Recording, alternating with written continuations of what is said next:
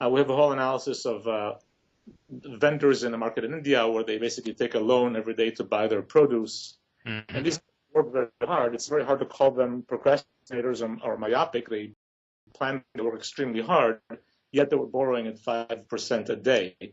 And you could see that if they rearrange their loans and their payments, they could get debt-free in 3 days. They kept borrowing every day at 5%, and something looked very extreme there. And examples like that led us basically to what we now call the psychology of scarcity. And the general argument is that basically not having enough creates a particular psychology. It's being in a specific context that yields particular behaviors that are specific, that are endemic to not having enough. They're endemic to the psychology that comes with focusing on trying to make ends meet. So the argument is a personality trait. It's what happens to all of us when all of a sudden making ends meet becomes the focus of our being. Exactly. And then the next step, of course, we talk about the scarcity trap, which is, once you end up there, it's often very hard to get out because now you owe the interest. Right. You're poorer next month. No need to explain this to you, but now things get a lot worse. And so it's the moment that gets you into the trap that makes it hard to exit. And of course, the corollary, the implication of all this is that people like us, like you, if this is the story, then there's a real role to play, because if you do the right things to diminish the stress of scarcity, you can really make a big difference. Again, it's not the person who is at fault, it's the moment of scarcity that makes things so difficult.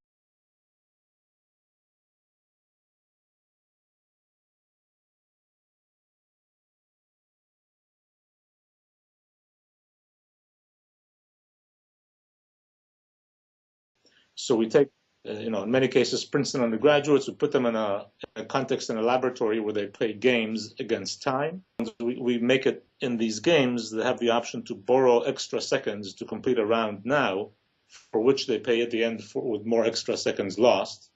In some conditions, they borrow at no interest. In other cases, they borrow at high interest. So every extra second the player uses, they get 2 seconds less at the end of the game. That's kind of predatory lending, if you will. Mm-hmm. Mm-hmm. These kids, they play and they have enough time to think clearly and not be stressed about time. They borrow very thoughtfully. When they get time poor, when they really need the few extra seconds, they get quite desensitized to the interest rate that incurs on these lendings. And what they do is basically they hurt their performance. So if you compare the group that can borrow to the group that cannot borrow, doesn't hurt the rich. It really hurts the poor.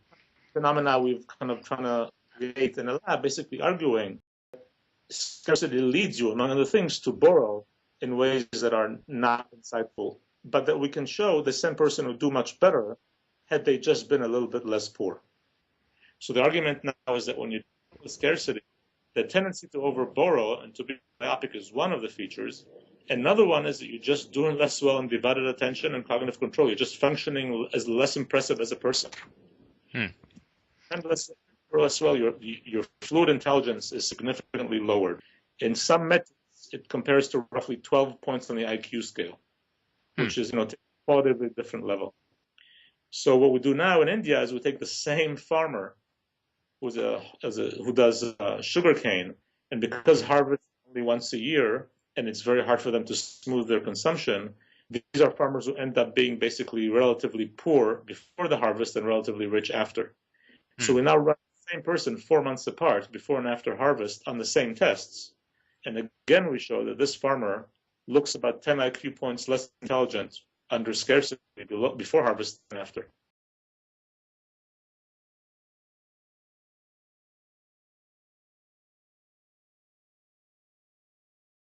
We need a whole renewed awareness of the challenges that come with living under scarcity. And what that means is that, your bandwidth, your ability to attend to things is severely tried, is severely diminished, and whatever I can do to diminish that, to help you on that, can make a big difference.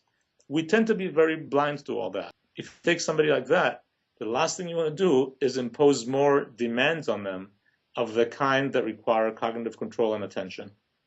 So any financial institution, any policymaker, super aware, what can I do to facilitate those issues? It could be giving the payments, weekly rather than monthly. That might facilitate to some extent your management of everyday scarcity. It could be forms. It could be defaulting you into the right thing as opposed to requiring you to remember to apply and do it. The general microfinance pride in being very rigid. Right.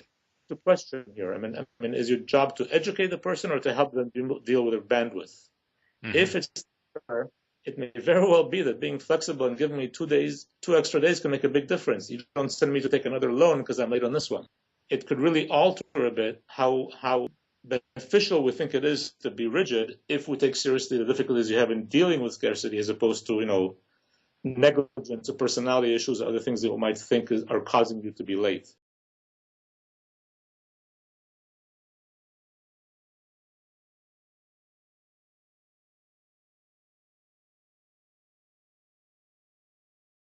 The fact that the client chooses to pay, again, I think it sounds, very, very, very supportive.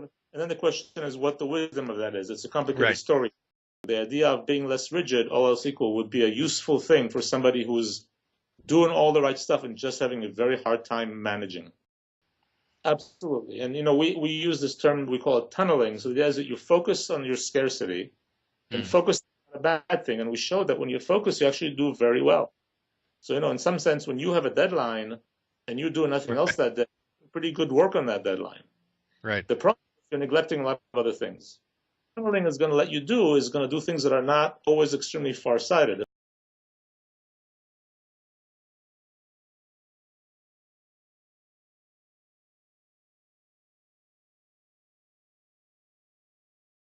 Basically, come to the guy when he's rich, when he has abundance post-harvest, and say, why don't you now buy the fertilizer you need for when the next harvest comes?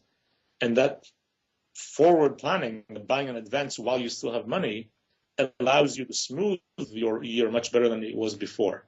Mm-hmm. This is somebody, do they experience scarcity or not? Well, half the year not, half the year yes. And helping them to smooth it could make things a lot more comfortable.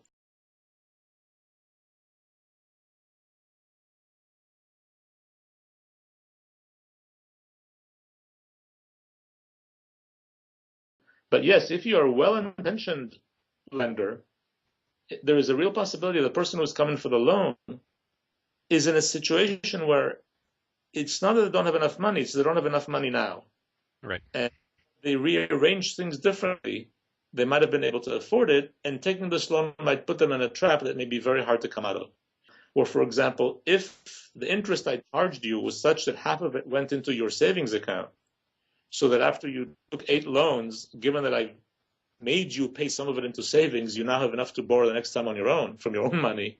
Mm-hmm. There are ways to arrange all that might help you in the long run. Because the interest here is not that you're permanently poor, is that you need the money right now, and either I help you get back to where you could be, or you're in a trap for a very long time.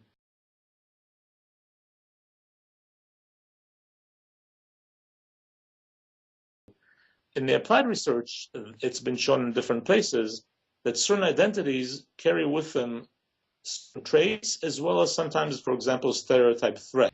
And in that, basically, in a lot of the research they've shown, being an African-American kid in school in America brings with it a stereotype of being less good. Just relied on the research and told ourselves, well, if this kind of issue comes up with minorities, you certainly could imagine it coming up among the people who carry around with them the stigma of poverty. And a lot of research, the perceptibility, lack of trustworthiness, and all the stuff that comes with the perception of being poor.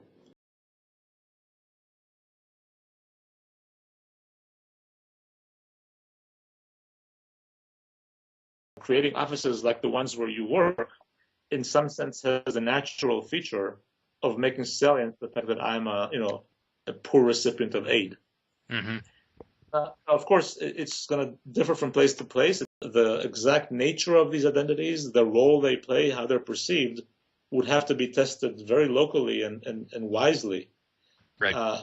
General idea is that, yes, the client, you, anybody else, carry with us multiple identities, as it were, and making one or the other salient could make a difference to how we perceive things, that the willingness that we show in exploring or attempting something new or threatening, etc.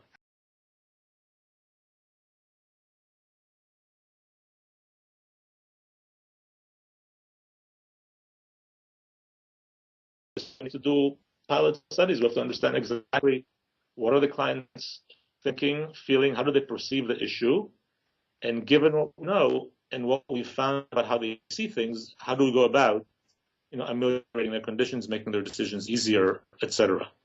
The idea to pose these policies without understanding the detail, I think that's history. I mean, it's very clear. It doesn't have to take psychologists. I think any good economist at this point would agree that you really have to, understand the nuances before you can do good solutions. The idea that you can just do a standard formula, I think, for many people is passé.